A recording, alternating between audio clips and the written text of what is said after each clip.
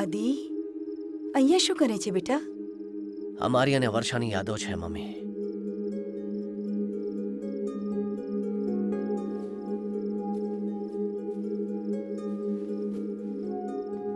જ્યારે એને પહેલી વાર મળ્યો હતો ત્યારે એને જેકેટ આપ્યું હતું.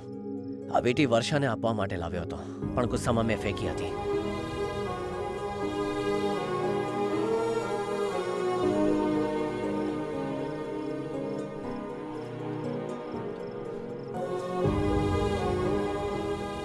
તમે બધું અમારાથી છુપાવીને રાખ્યું.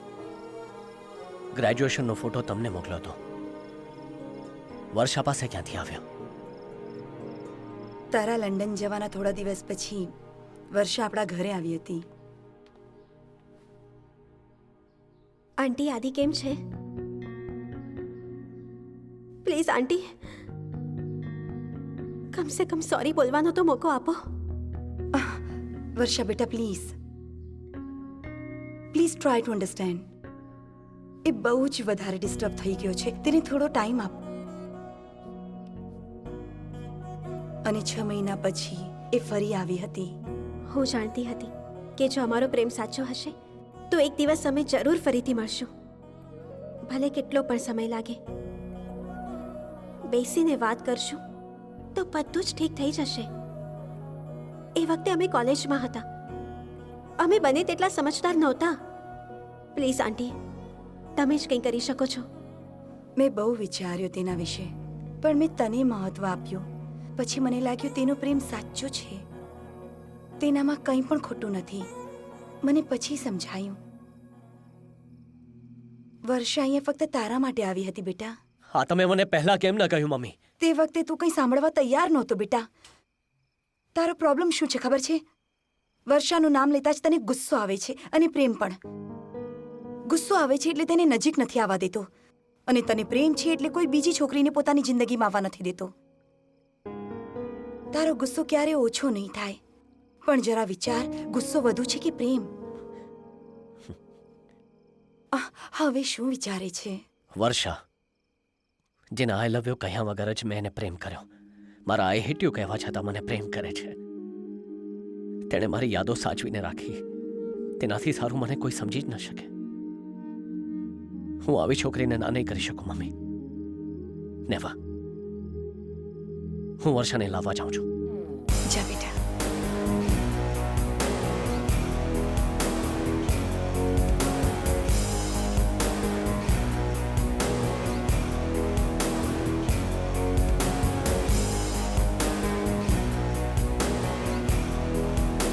કવિતા, હા? તે વર્ષાને જોઈ છે? ના, સવારથી નથી દેખાડી તે. Okay.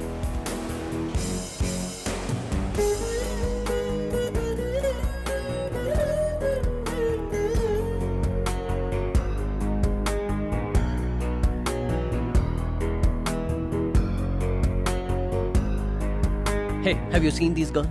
No. No. No, I haven't.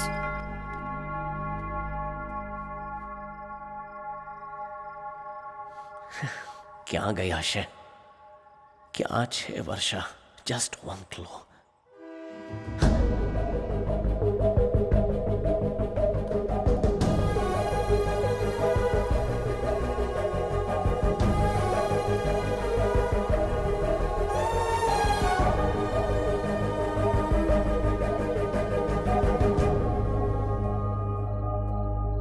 આ વર્ષા હોવી જોઈએ. વર્ષા હોવી જોઈએ. વર્ષા હોવી જ જોઈએ. વર્ષા.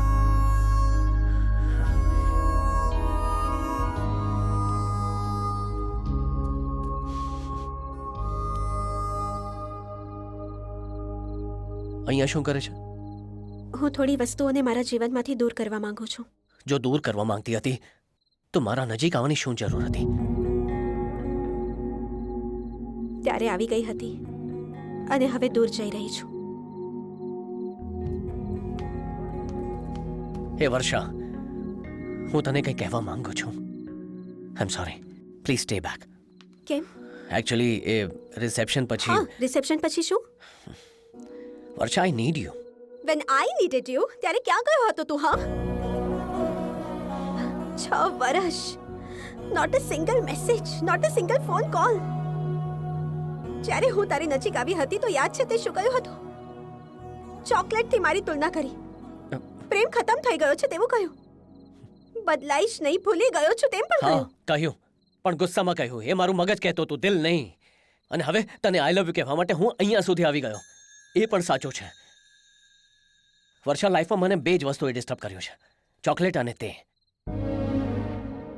ખબર છે, જ્યારે હું નાનો હતો ને ત્યારે પપ્પા મારા માટે બેગ ભરીને ચોકલેટ લાવતા હતા. ખાઈને જાડો થઈ ગયો હતો હું. હા, આવી રીતે બધા હસતા જ હતા. ત્યારે મને બહુ ગુસ્સો આવતો હતો. પપ્પા પર નહીં, ચોકલેટ્સ પર. મેં બધી ચોકલેટ્સ ઉપાડીને ફેંકી દીધી. વિચાર્યું ક્યારે હાથ નહીં લગાડું જીવનમાં. મને લાગ્યું તેને હવે ખાવાનું મન નહીં થાય. જ્યારે આપણો ઝઘડો થયો ત્યારે તારાથી દૂર જવાનો નિર્ણય કર્યો, પણ એવું થયું નહીં. અને હવે મારી સમજમાં આવે છે કે આખરે થયું શું છે. ચોકલેટ્સ મને કેટલી પસંદ હતી એ હું ભૂલી ગયો હતો, પણ તારા માટે મારા દિલમાં જે પ્રેમ છે ને એ ન ભૂલી શક્યો.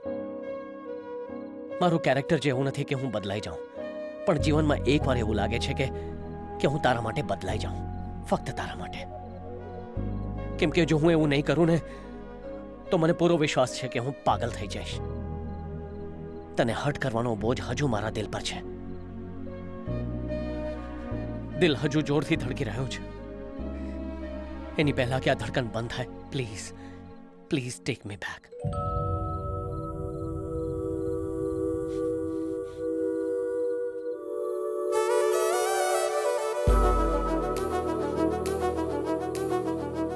એકવાર તે જ કહ્યું હતું ને મને કે મારી સાથે તારું જીવન વિતાવવા માંગે છે.